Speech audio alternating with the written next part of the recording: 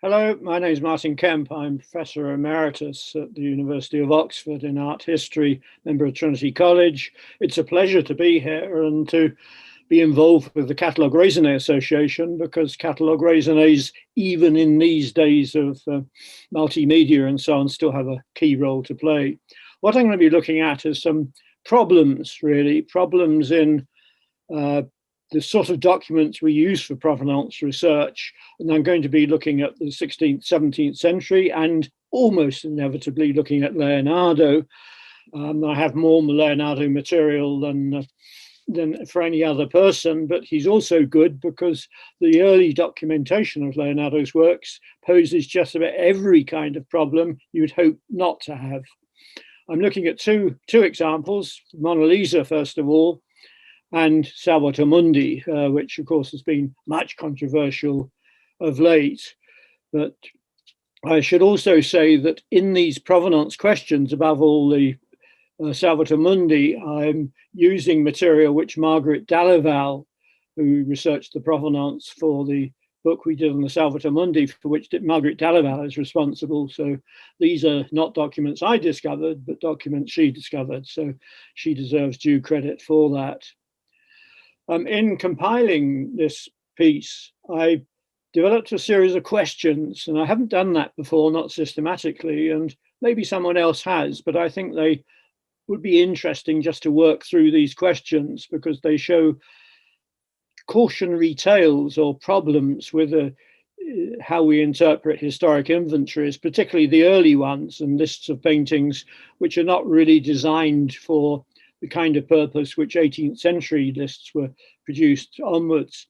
The questions I have, when was it compiled? Now, it seems pretty obvious that somebody puts a date on this, but it isn't so in these early periods. It depends why the list is compiled as to whether it has a date attached to it. Why was it compiled? Well, the obvious reasons are inheritance, moving address, or doing rehangs of your pictures if you're a big collector. But there are lots of other reasons as well. Unless we understand why the inventory or why the list was compiled, we're not good at asking it relevant questions. Who compiled it?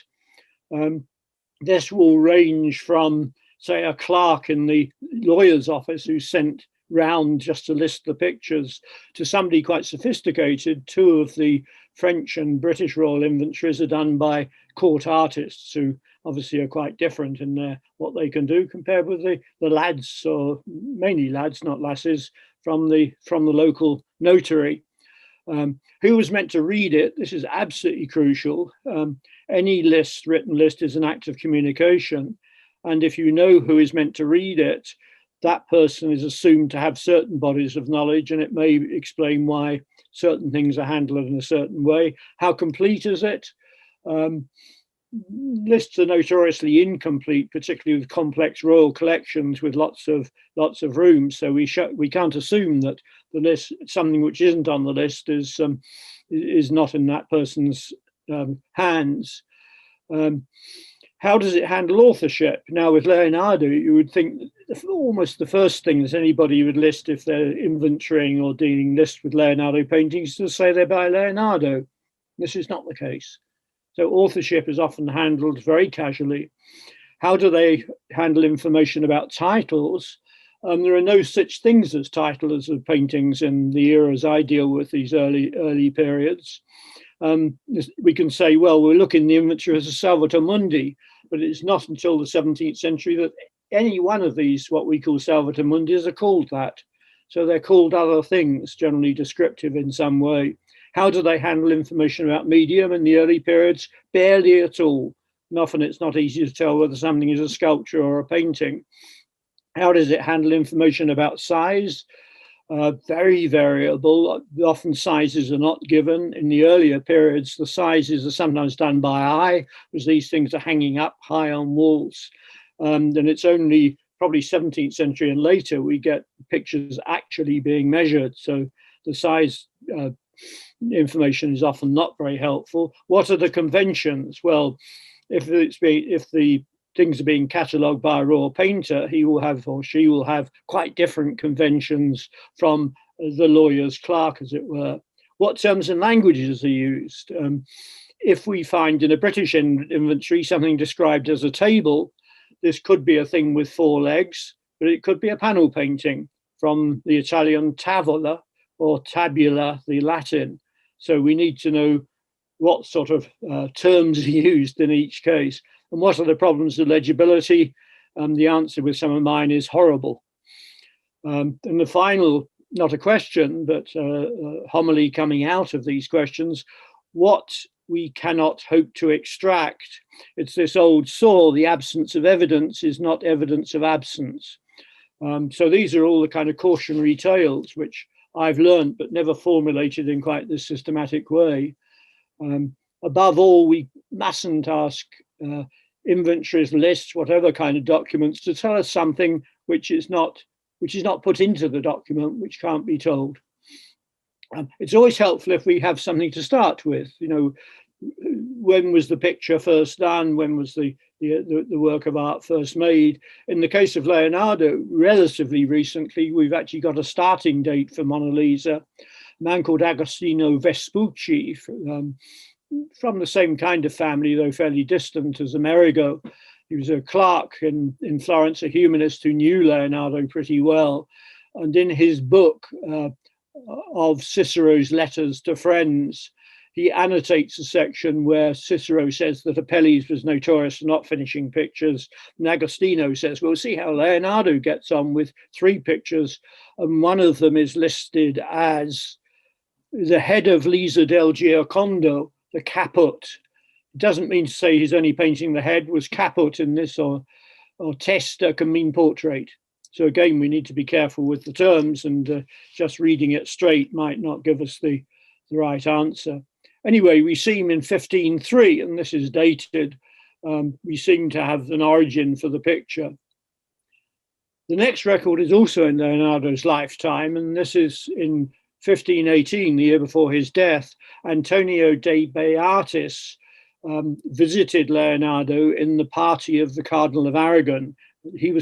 Cardinal of Aragon was going around a kind of political tour of Europe, major venues, and he went to Amboise to meet Francis I, and they trundled down the hill to the Clos Lucé, this spectacular chateau which Leonardo inherited and inhabited during the last years of his life. And Antonio de Beatis is recording, probably for a little circle of friends of the cardinal, what he's up to. And he sees 3 pictures. They visit Leonardo, who's a kind of tourist attraction in the court of Francis I. And of the 3 pictures, there is a picture which he describes as a certain Florentine woman portrayed from life at the behest ad instanza, at the instance of the late magnificent Giuliano de' Medici. He was Leonardo's patron in Rome, the brother of Pope Leo. Now, this is okay to a degree. A certain Florentine lady is all right, but this is Francesco di Giocondo's wife, a bourgeois Florentine woman. There's no reason why Giuliano would have anything to deal with Francesco de Giocondo's wife.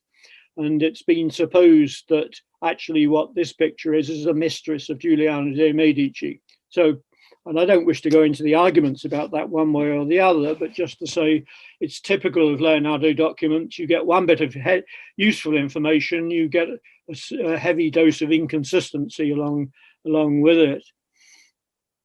The next we learn is an inventory or a list. This is a legal list of the possessions of Salai Gian Giacomo Caprotti, Leonardo's rascally operator, a pupil who became an important front for Leonardo. And Leonardo died in 1519. In 1525, Gian Giacomo Caprotti, Salai, died he was shot by a crossbow, I think probably not altogether accidentally. He was something of a rogue. And there's a division of Salai's property. He had some quite valuable things, and he owned a vineyard and a house which Leonardo had owned. Anyway, there's a list of pictures. It doesn't say who the pictures are by. So, you know, it seems obvious to us that somebody would say it's Leonardo, but the people involved knew who painted the pictures and they just didn't bother to say these are Leonardo's, but it's a hideous mess, as you can see, the bit I've highlighted, a series of pictures, including the Lost Leda. And it reads that the area on the left, quadro de una donna arretrata, a picture, a quadro, a panel of a lady in portrayed, arretrata. Then the line below this, quadro dicto la Honda, which is crossed out. La Honda, I think, is the Gioconda in Tuscan pronunciation. They say casa for casa. And in the margin, it says dicto la Gioconda, correcting it. And somebody has obviously come in because whoever is making the list has made a bit of a mess of it. But there's not enough valuation, so we have to assume that the Donna al Retrato and the Gioconda, based upon the surname of her husband, Francesco del Giocondo, that they're the same picture. But absolutely typically, again, these are functional things at the time, but we ask questions of them, which they tend to be rather frustrating about. With Mona Lisa, the next clear point is not till 1550. Vasari says, as other people testified, that the Mona Lisa, the painting we now call Mona Lisa, which of course wasn't called Mona Lisa at the time, was in Fontainebleau in Francis I's palace at Fontainebleau in 1550. And other people testify that it was there. So none of Leonardo's have continuous provenances apart from the Last Supper. We think Mona Lisa is royal collection and it's always been there, but this is not the case. So there's a great doubt, if you wish to make doubts about it, that the 1550 picture in Fontainebleau might not be what we call, might not be the one that is documented as the wife of Francesco del Giocondo. We have to say that none of these records, Antonio Beatis is relatively sophisticated, but none of the lists are compiled by somebody who's well informed and particularly sophisticated, and the titles are all over the place. So again, we have limits as to what we can ask about this. The Salvator Mundi, the foundational document, again, is exactly the same list, in this case further down the list, and it reads, un Cristo in modo di uno Dio Padre, Christ in the manner of God the Father. And I'm showing you the Jan van Eyck there to show that why it says it's Christ in the manner of God the Father was he's frontal, he's blessing, so that's a God the Father type. Quite a nice way to describe it, but it's a clever way to describe it, but you need a certain amount of art historical knowledge to get out what they mean by that. And it's not described, as I stressed earlier, as a Salvator Mundi. So it gives us a certain amount of information. There's then a great gap. We have nothing then until 1650, when Wenceslas Holler, the great Czeching etcher, engraver, printmaker, draftsman, very interesting figure. 1650, he engraves this. Leonardus da Vinci, it's inscribed, pinks it, painted it. Wenceslas Holler, fecit aqua forte, made it in etching. Secundum originale, from the original, anno 1650.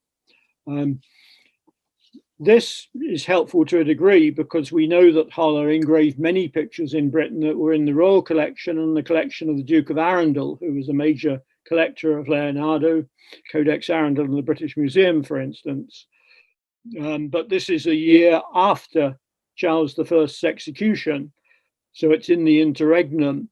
And as we will see, the pictures were being dispersed to various debtors. So it's reasonable to assume this is one of the pictures in the royal collection which Holler saw in the interregnum after Charles's death and decided to etch it as a marketable etching. The final etching has biblical text written in the blank area of the parapet. There, this is the first version of it. But we go back to Charles I's inventories and we don't find it. It's simply not there. Margaret Delaval went systematically through all the surviving inventories. So you think, well, this is not very encouraging. And then she found one of the dividends, as they're described, of the debtors. What happened was, when Charles I was executed, he left masses of debts, as I think most kings do, queens as well, presumably. And they're divided up, these properties, his various valuable properties are divided up into packages called dividends, and they're given to the people who are debtors. And each dividend was a little club of people headed by somebody. So you had a head of a dividend who accepted this money. And the dividends we're dealing with here is one of John Stone, Captain John Stone, who was son of the Royal Mason, Nicholas Stone, a famous British sculptor, therefore rather well informed about these things. Anyway, he's head of the sixth dividend. And the two documents here we've got are the record of the dividend he was given, worth about £5,000, which is a lot of money.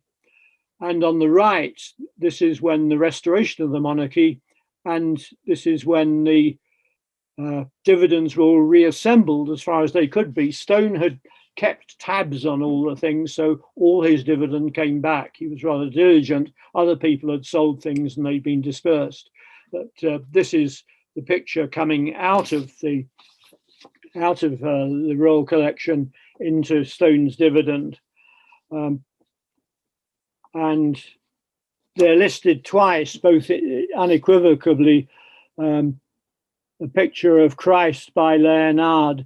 In the second one, he's called Leonard, L-I-A-N-A-R-E, which doesn't sound very much like Leonardo, but if you imagine that the person who's calling out for the man who writes it down, calling out the names, would say Leonard in a French way, and it goes down L-I-A-N-R-E. In both ones, they're worth £30, so it's certainly the same picture which has come out of the Royal Collection and is then going back in the Royal Collection. And indeed, it's then inventoried in one of the Royal Collections from about 1666, from the mid 1660s. This is a very nice one. It's called Leonardo da Vinci, Our Saviour, with a globe in one hand and holding up the other. Rather oddly, this one has no measurements, and rather oddly, it's the only picture here which has an author's name. Very, very strange. Much more typical is the one above it, which is an Italian hand, a small Madonna. Almost meaningless, but if we're searching for where the Leonardo Madonna of the Armwinder went, you could say, oh, well, that might be the Leonardo's Madonna of the Armwinder. Of course, that's totally irresponsible because there's nothing really to support it unless later inventory tells us that this is what this is. So these are all heavily problematic documents one way and another. And then there's a fresh complication. There is a second, what we would call Salvator Mundi, which is altogether another list of the dividends, and this is in the hands of somebody called Edward Bass, who is the head of another dividend, not a very well-known figure, but in his dividend in 1650. Number 23 is a Lord's figure in half at £80, slightly more expensive, with Leonardo written beside it in some copies of the inventory. And this is very likely to be this picture, which is now in the Pushkin Museum in Moscow, probably by Gian Petrino, but certainly by a Leonardo pupil. Very pretty, and perhaps is regarded as a rather prettier thing than what we regard as the Mona Lisa. This is undoubtedly in the Royal Collection, but it's got the Charles cipher on the back of it.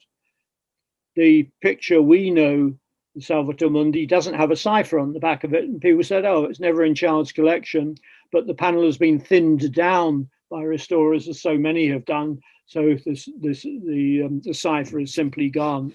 These are complicated matters, and you need to know a good deal about all sorts of things to make sense of these particular lists. And then it disappears, or there's no certain references of it from this point. It's in Charles II's collection. We can map out provisional provenances, but it's not till it enters the collection of Sir Francis Cook, Doughty House, and his amazing collection in the late 19th century. And there it's listed as Boltraffio, free copy after, which is hardly very distinguished. Giovanni Antonio Boltraffio, Salvator Mundi, that's the catalogue of the paintings. This is a shot of Doughty House, and the arrow there indicates where it was hanging on the wall in a rather skied position. And then eventually the dispersal of his collection over the years. In 1958, it comes up at Christie's as Boltraffio Salvator Mundi on panel, sold for £35. And this is the picture which we now know, though if we saw the image on the right, we would think it's not the same picture, but this is before all the overpainting is cleaned off. And we then we've now constructed a continuous provenance, so we know certainly the picture in the Cook collection went to America and was eventually the one that was bought and now is somewhere. Maybe in Arab hands, maybe not. We simply don't have any adequate evidence of that. And just two other quick cautionary tales. One is you get Leonardo and other famous painters like Raphael, Titian, immensely heavily copied. And if you had these in inventories, they would be described almost identically. Sometimes the globe is mentioned, which helps, but if you've got all these pictures in all these various inventories naming these copies, and people didn't know what was Leonardo and what wasn't Leonardo. In fact, most of the things in the 17th century, 18th century, which are called Leonardo, are not. The original Leonardos were not well known. So you get that problem. And just an absolutely sort of caricature of the problems we've got. These two pictures, Sebastian and St. Anthony Abbot, are in Ham House, collected by William Murray, an inner circle King's friend and a considerable collector with a wonderful collection. And these in 1683, that's the height of this collection of Leonardo's and the restoration, they're both called Leonardo. So there we are. It's and the name given in the William Murray collection is absolutely lovely. It's Leonardo da Winshore, and it's spelled D-A-V-I-N-S-H, da Winshore. So you can see somebody's been going around and describing it verbally, and somebody's writing it down. And you get these absolutely amazing and comic messes of names. But all of this is to say this provenance research, which we hope is going to deliver these nice step-by-step links from one collection to another with clearly identifiable paintings. If that happens, it's a miracle. And in the areas which I work in, it is unknown. Thank you.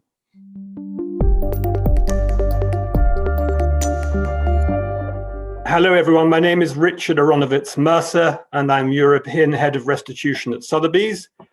I've done this job for almost 15 years now. Before I took up this role, I was an Impressionist and Modern Art specialist at Sotheby's from 1997 onwards. So I've really gone in my fairly long career at Sotheby's from looking at the fronts of pictures to looking at their backs. So looking at the fronts to describe them, to catalogue them, to act as an art expert, evaluating the value of works and their importance and impact, to looking as if I'm a detective at the backs of works for clues about provenance and prior ownership, looking for labels, marks, stamps, inscriptions, anything that might give me a clue as to who owned the work. And given my remit at Sotheby's, my job is really to try to unpick who owned the work between 1933 and 45, which after nigh on 90 years is often a very big challenge. And today I'm going to tell you about two sides of the same coin. I'm going to talk about a work by the great German Jewish post-impressionist Max Liebermann, or rather two very close versions of the same composition called Zwei Reiter am Strand, Two Riders on the Beach. And during my brief talk, which will only last 15 minutes, you'll probably understand why this picture, the first version I encountered, posed quite a challenge to me. Before I do so, however, I'm just going to briefly contextualize why the Restitution Department exists at Sotheby's and why I work as a provenance researcher and restitution specialist there. Many of you will probably already know that in 1998, there was a major conference in Washington, D.C. called the Washington Conference on Holocaust-era Assets. And the key achievement of that 5-day event at the end of November, beginning of December 1998 was these 11 principles that I hope you can all see in front of you on the screen. These aren't laws. These are moral, ethical codes under which the international museum community and the international art trade is expected to work. And I usually pick out key ones that really tell you why Sotheby's and other auction houses have provenance research experts, have restitution departments. Number one is art that has been confiscated by the Nazis and not subsequently restituted should be identified. And number three is resources and personnel should be made available to facilitate the identification of all art that had been confiscated and not subsequently restituted. So those 2 points alone, numbers 1 and 3, really give you perhaps a snapshot, a sense of why I do my often nuanced, complicated and time-consuming provenance research. Provenance research, of course, was a tool long before 1998, long before people like me were employed in the art trade. It was usually a tool before that period to try to trace a work's ownership history, its ownership chain, back to the artist's studio in an attempt usually to try and prove the authorship of a work of art. Because if of course you could trace it back from its current owner to an artist's studio, you could determine who had painted it or made it. It was also a tool to try and add value, both material and sort of emotional and historical, to an object, because if you could connect that object to a great country house or a major collector, you could add a certain level of cachet to that item. And the same tools that were used before 1998 are used by me. Some of the key tools, as I mentioned already, are looking at the back of a painting or the back of a drawing for stamps, marks, inscriptions, or anything else that might give one a clue to prior ownership. And of course, also looking in the authoritative literature on an artist's canon, which I'll come on to more in a moment. Catalogue Raisonnés, Werkverzeichnisse in German, monographs on an artist are all, of course, a fund of information on a particular work and a series of work that we might be cataloguing one example of. It gives you a granularity of detail on the particular work you're wanting to investigate the ownership history for, and it also gives you a context in that work in which that work was created. Other major resources for provenance research are archives around the world, and it's incredible to think how much has been digitized over the last 30 or so years since the advent of the internet. People like me as provenance researchers before the internet became widely used had to physically, of course, go to archives wherever they might be located, whereas now, more often than not, you can find a wealth of information online. And there are, of course, more particular digital or visual databases, such as the Frick in New York and the wonderful Witt Library at the Courtauld. All of these materials, all of these archival sources, resources, are things that enable people like me to try to put together more detailed provenance for a work. That being said, sometimes what we can put together ourselves is only fragmentary or very brief and scant. And the example I wanted to show you today was this rather lovely Two Riders on the Beach by Max Liebermann that we were offered for sale in 2009. It's a sort of brooding seascape in the backdrop. As I'm sure many of you know, Max Liebermann spent a lot of time in Holland and painted the seaside there. And one of his major themes was painting either lone riders of horses or in pairs or groups galloping across the sands, giving their horses some much needed exercise in the fresh sea air. And it's a very fine work. It's quite an iconic sort of a series by Max Liebermann that we've encountered before. It's a very distinctive composition, though, with just two riders in that pose. The big challenge with this work, however, was that it wasn't in Matthias Eberle's very comprehensive Catalogue Raisonné. And it's actually unusual these days to find an oil painting that isn't in his various volumes of Werkverzeichnis on the artist. And that posed something of a problem 11 years ago to me, for the reasons I'll come on to in a minute. All we knew was that the painting had been exhibited in 1944 at the illustrious Gallery Saint-Étienne, founded in the 1930s by a Jewish art dealer who had fled Vienna for New York. So it was an illustrious exhibition history. The work was in the catalogue in 1944, but of course, all that we had was a bad black and white image from that exhibition catalogue in 1944. And we had also been told by the work's then owner that it had been purchased by his grandfather in the 1920s. But that was simply an oral history. That was not something that had been written down or documented, or that could be sort of triangulated with external resources that might verify that narrative that the current owner had told us. So it was unfortunately only oral history, oral tradition. And why that's of note here, I will explain now. Because I'd long been aware, long before 2009, of a work on the very same theme by the very same artist that had been lost by the Jewish collector David Friedman in Breslau. Breslau was then in Germany, in the northeastern part of Germany. It's of course now Wrocław in Poland. The borders changed after World War II. But it was then a German city, had a pretty sizable Jewish community pre-war, and some of that community were noted art collectors, David Friedman being one of the leading collectors in that city. And this is David Friedman's version of Zwei Reiter am Strand. There it is in its all its glory, a color image taken by Sotheby's for reasons I'll explain in a moment. Before World War II, in the later 1930s, or rather just as the war broke out, Beamter, a German official called Dr. Ernst Westram, decided that he would take it upon himself to write to the Reichseconomics Minister in Berlin, the Reichswirtschaftsminister in Berlin, to talk about art collections in Breslau that might be ripe for appropriation, for confiscation. Of course, the clampdown was really tightening. Jews were in very, very great peril by 1939 in the German Reich, and of course in any country that had been annexed, such as Austria and the Czech Republic. So things were getting ever worse for Jews.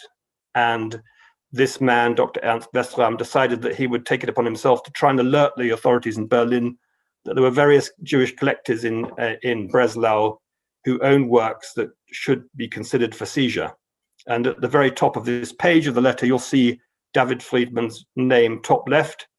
And on the fourth line from the bottom, and just below that, you'll see the reference to Max Liebermann, and two lines from the bottom, Reiter am Strand. So there is this Nazi official alerting his senior colleagues in Berlin that this Jew, David Friedman, owns two riders on the beach by Max Liebermann that should be considered for confiscation. And that's David Friedman's lovely villa in Breslau. And the work was eventually confiscated. David Friedman died of old age in Breslau, but his daughter was deported to eventually Auschwitz, where she died. So the family was, of course, subject to persecution, and his small but good art collection was all seized and sold off to various third parties, including the notorious Nazi-era art dealer Hildebrand Görlitz. And when I place the two works side by side, the one that we wanted to sell in 2009 is on the left, and the David Friedman version is on the right. The one on the left wasn't in Matthias Eberle's Catalogue Raisonné, the one on the right was. You can see how very close the compositions are and why we worried in 2009 that the one on the left could be the David Friedman version. We contacted Gallery Saint-Étienne in New York, who confirmed they'd exhibited that painting on the left, but they couldn't give us much more granularity of detail on its provenance. And we really had to rely on the oral tradition that the consignor gave us. And I did contact the lawyer acting for the David Friedman heirs in Berlin to try and reassure myself that the one we were offered in 2009 wasn't the David Friedman version. And we eventually came to a consensus opinion that they were different works, although very, very close. So that's how it was left in 2009. And there was some concern after the sale. Our buyer, who was a German dealer, did ask more questions and wanted a great deal of reassurance that the two works were distinctly different, even though they're very, very close. Now, some of you will probably know that in 2013, a huge story blew up in the German and indeed international press about this man, Cornelius Gurlitt, an 80-plus-year-old private collector in Munich, who was discovered to have more than 1,200 works of art in his small apartment. That Focus magazine broke the story, and there on the slide in front of you is its story, Der Nazi-Schatz, the Nazi treasure, with Hitler looking on the cover of the magazine. And it was a sensational news story. And it was sensational for the following reasons: that Cornelius Gurlitt was the son of the Nazi art dealer Hildebrandt Gurlitt, and his collection had been very little known. Hardly anyone seems to have been aware of it. Cornelius Gurlitt inherited the collection from his father on his father's death in an automobile accident in 1956. And it caused vast ructions in the international art trade, and politically and culturally in Germany. Suddenly this man was discovered to be living in Munich with a vast art collection inherited from his Nazi dealer father, Hildebrandt. The German authorities in Berlin became under increasing pressure to be more accountable to the German public and the public around the world, to tell the world what they were going to do in terms of provenance research with Cornelius Gurlitt's art collection.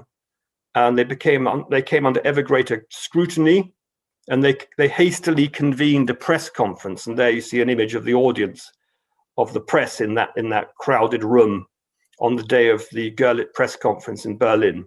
So this was the German cultural authorities and various researchers responding to public scrutiny from around the world. And the scrutiny was there because the owner of the art collection, who was being investigated for tax reasons by the Bavarian authorities, was discovered both to have a compendious art collection and to be the son of the legendary Nazi-era art dealer Hildebrandt Gurlitt.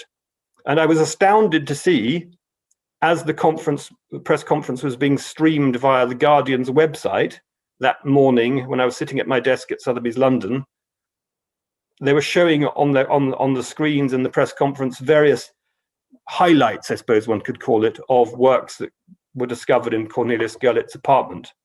And there was a bad, askew photograph of Cornelius Gurlitt's Liebermann, which turned out eventually to be the David Friedman version. So that version was the one that Cornelius's father, Hildebrandt, had purchased via an intermediary museum in Breslau in the early 1940s, and the work had been looted by the Nazis from the late David Friedman's collection. So that proved irrefutably that the version we had sold in 2009, of course, wasn't the David Friedman version. This was. And it had been sitting in a quiet Munich suburb for decades, having been inherited from Hildebrandt Gurlitt by his son. And the provenance that we had for this version, the David Friedman version, was far more elaborate and extensive than the one we had for the 2009 version. And some of this was gleaned from Matthias Eberle's Catalogue Raisonné, Volume 2. You can see number 1901/14. That was the David Friedman painting. The provenance was augmented by work done by the David Friedman heirs lawyer in Berlin and his two researchers. They spent a long time unpicking the movement of the work, particularly after its confiscation. And I haven't got time to elaborate on that now, but hopefully you'll be able to read through the slide more closely and see the sort of level of granularity we like to get into our auction catalogues, particularly for works that were subject to confiscation and then restitution, which is the case with this one. We were offered it for sale in 2015. So 6 years apart, we had two almost identical paintings for sale.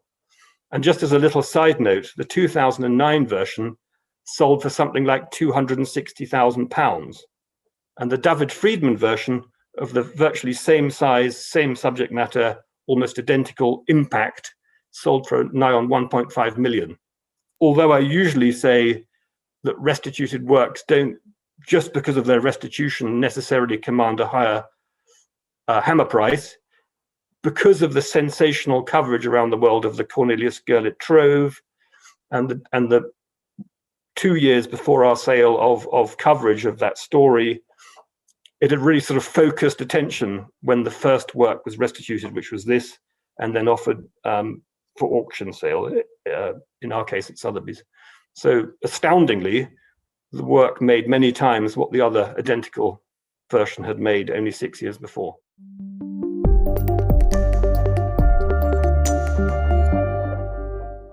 In this talk, I'm going to share with you the methods and resources that we use to establish the provenance of works by Arshile Gorky that will be included in the Arshile Gorky Catalogue Raisonné.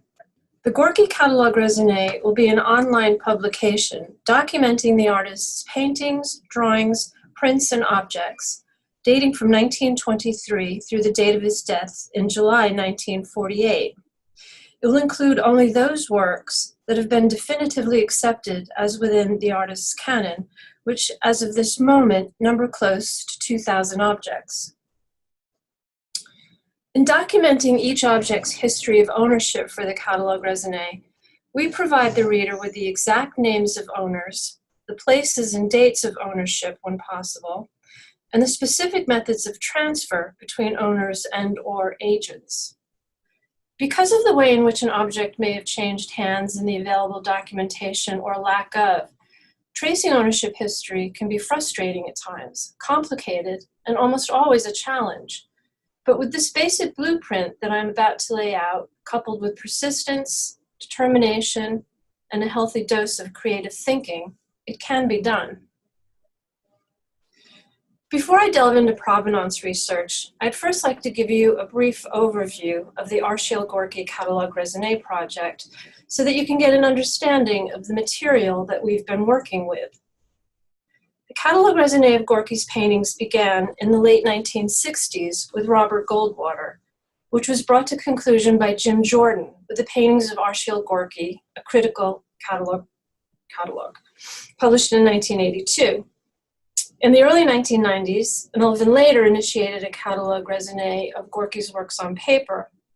His research was extensive, but was left largely incomplete at the time of his unexpected death in 2005.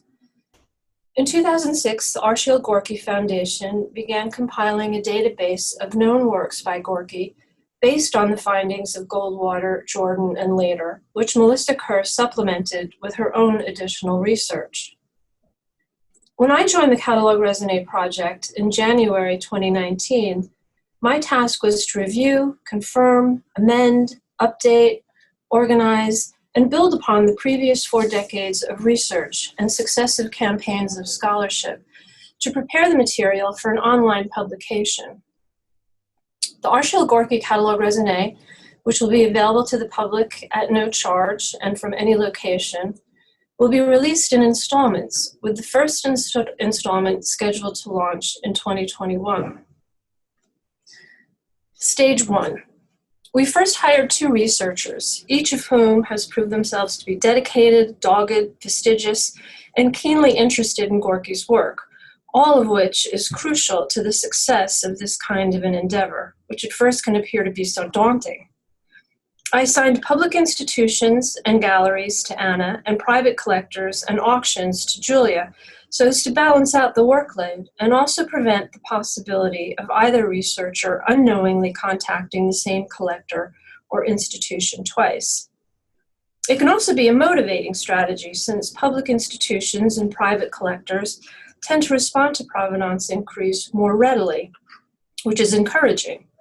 This offsets the usually slow-to-respond galleries and auction houses, which can be discouraging. With provenance research, it helps to see that you're making progress.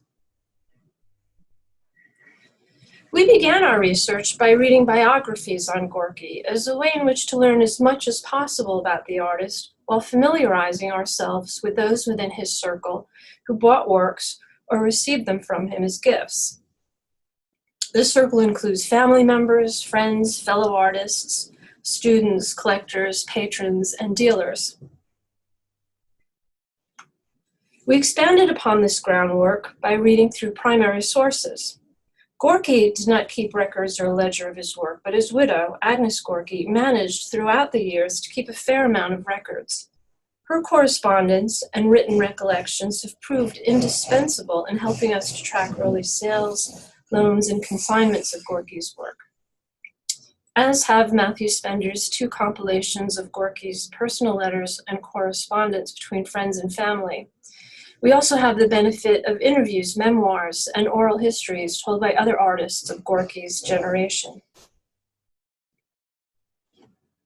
We next turn to exhibition catalogs to check lenders' names against those who are currently listed in the provenances that we had in our database. We also took note of the dates when their names appeared so that we could begin to establish a chronology of ownership and discover at what point a work may have changed hands. Monographs and scholarly publications often publish collection credit lines, and they too can be helpful. Art journals and magazines do not, in general, include a collection credit line, although they are worth reviewing, which you can do while working on literature references, because you may find a gallery advertisement that features the artist's work, thus alerting you to the fact that it was at one time in their possession. As you comb through these primary sources and publications, keep a running narrative in the database of your findings. Every fact must be confirmed and its source documented. So by having all of this information within one record or in one place, it will save you hours of backtracking and also prevent headaches later on. Make sure that your notes are thorough because you may not remember the details of a transaction as well as you think you might later on.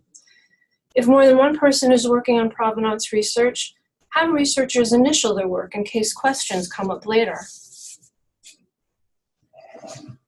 Galleries, of course, are central to documenting the transfer of a work's ownership.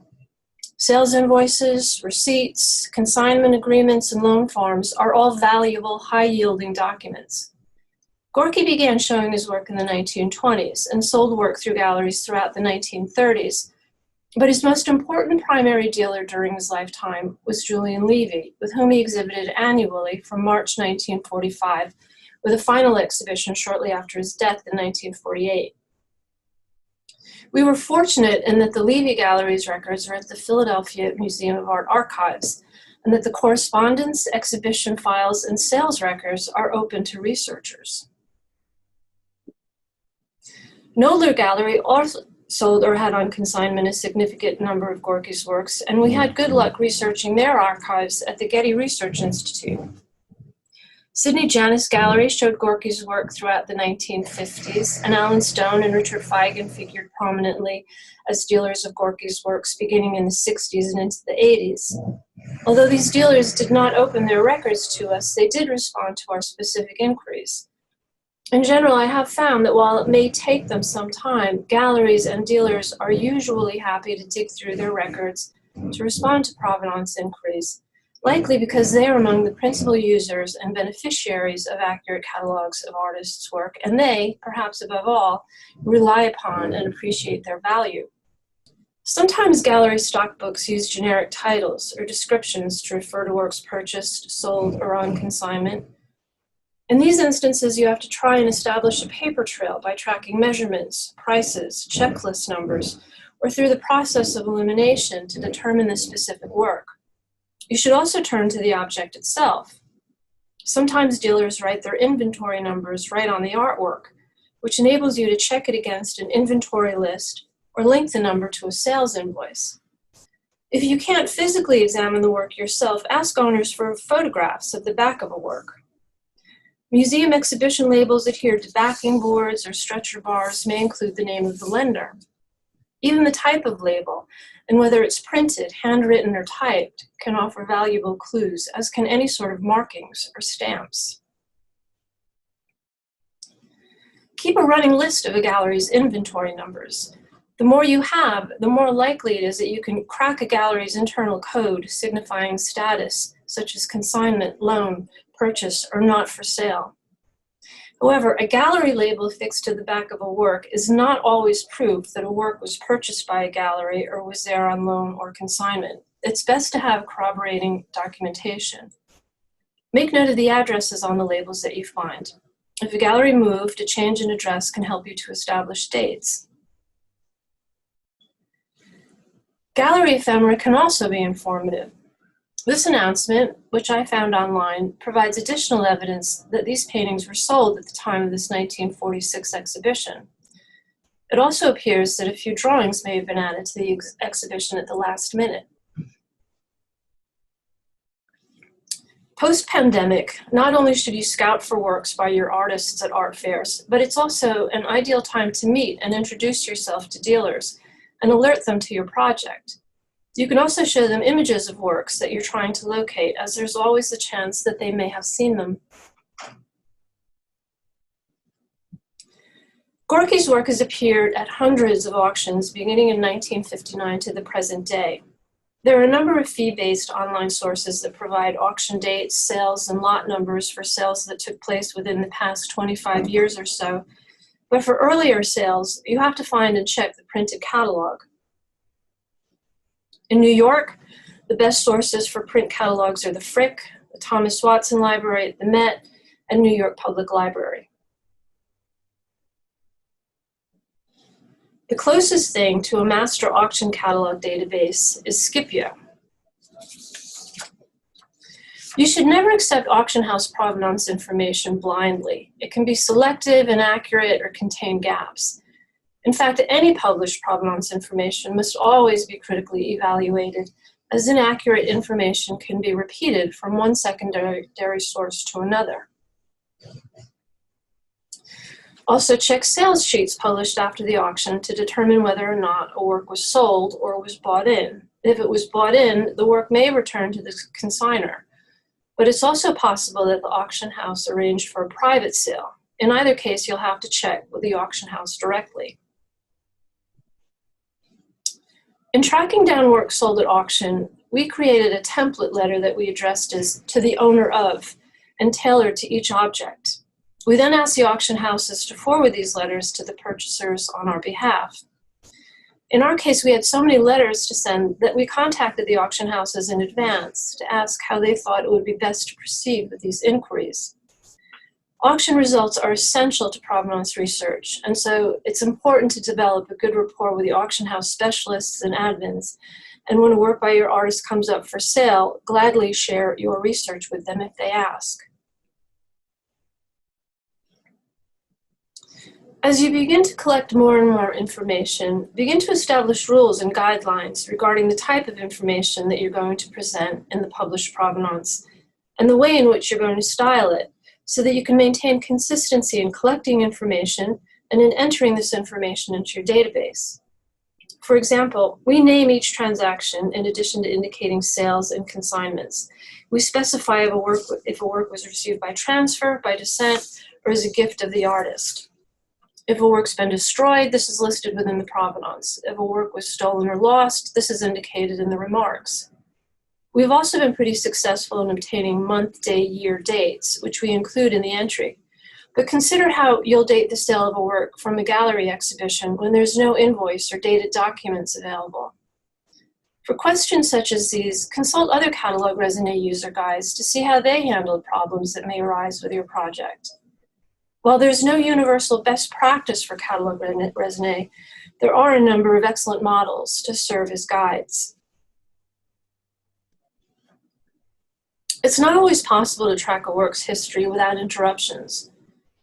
Gorky, for example, was known to sell work directly out of his studio, and these sales were rarely fully documented. He was also known to give works away, and the dispersal, sale, and consignment of his artwork following his death in 1948 was not always fully and/or accurately recorded. When we cannot determine the name of an owner at a given time, we use an ellipsis at the end of an entry to indicate a gap. We also use likely, which means that there's a high degree of certainty that the entry is correct, yet the documentation we found may have been insufficient, inconclusive, or conflicting regarding dates, ownership, and consignments, which prevented us from listing the entry with surety. Possibly means that collecting patterns suggest ownership or consignment, yet we lack the documentation to substantiate or conclusively establish the ownership or consignment. Whatever decisions you make and how or what information to include in your provenance entry, it's important to explain your methodology in a user guide to the Catalogue Raisonné. As for museums and public institutions, you can start by checking their collections website, but the information they have online may be outdated or incomplete. Museums are continually conducting provenance research on the objects in their collection, and they're always willing to share their findings. Often their institutional archives will include information about gifts made to the museum or bequests, as well as documentation regarding exhibitions. While you may find dealer, gallery, or other institutional loan forms in the museum's archives, information regarding private collections is not made public. For us, provenance research goes hand in hand with locating works, and Google has made it possible to find previous owners and quote-unquote lost works in private collections in ways previously unimaginable. For example, Gorky gave this 1943 painting, Crooked Run Farm, to his in-laws shortly after he completed it.